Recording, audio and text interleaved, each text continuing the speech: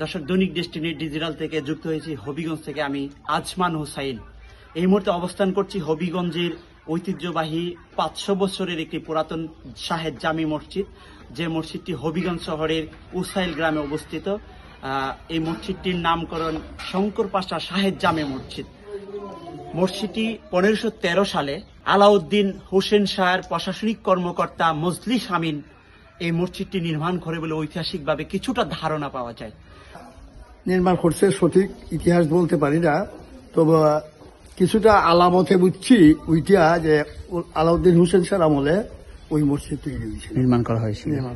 সর্বতি আছি ইদার ইতিহাস হইল সৈয়দ আলাউদ্দিন হোসেন শাহ আমলে একটা পাথর আছে, পাথরের মধ্যে উর্দুতে লেখা আছে এটার ওরা এই হুসেন শাহ একটা নাম ধরা যায়, ওইটা ধরা হইল সৈয়দ আলাউদ্দিন হোসেন শাহ আমলের মসজিদ দিকে। আমরা আসছি দক্ষিণ সাগর থেকে গৈবী মসজিদ দেখার জন্য।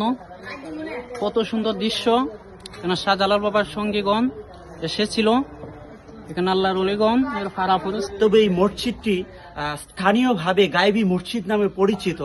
ঐতিহাসিকভাবে জানা যায় এই মসজিদটি একটি টিলার উপর নির্মাণ করার বিধায় মসজিদটি বিভিন্ন আগাছা দিয়ে ঢাকা থাকার ফলে স্থানীয়রা পরিষ্কার করার পরে এই মসজিদটি দৃশ্যমান হয়। তারপরে থেকে স্থানীয়রা এবং লোককথায় মসজিদটি গায়েবী মসজিদ নামে পরিচিত। এই মসজিদটির শিল্পকলা ও মুঘল আমলে স্থাপিত যে শিল্পকলা ও নকশাগুলো যদি আপনাদেরকে দেখানোর চেষ্টা করি, তাহলে এক প্রাচীন নির্দেশনা দাঁড়িয়ে আছে এই হবিগঞ্জের বুকে।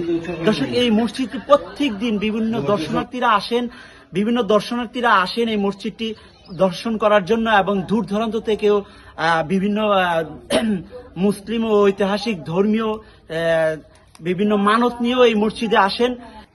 আমি শাস্ত্রস থেকে আইছি, মানে এখানে আরো কয়েকবার আইয়া গেছি, এখনো আবার বাচ্চা কাচ্চা নিয়ে আইছি, পরিবারও নিয়ে আইছি।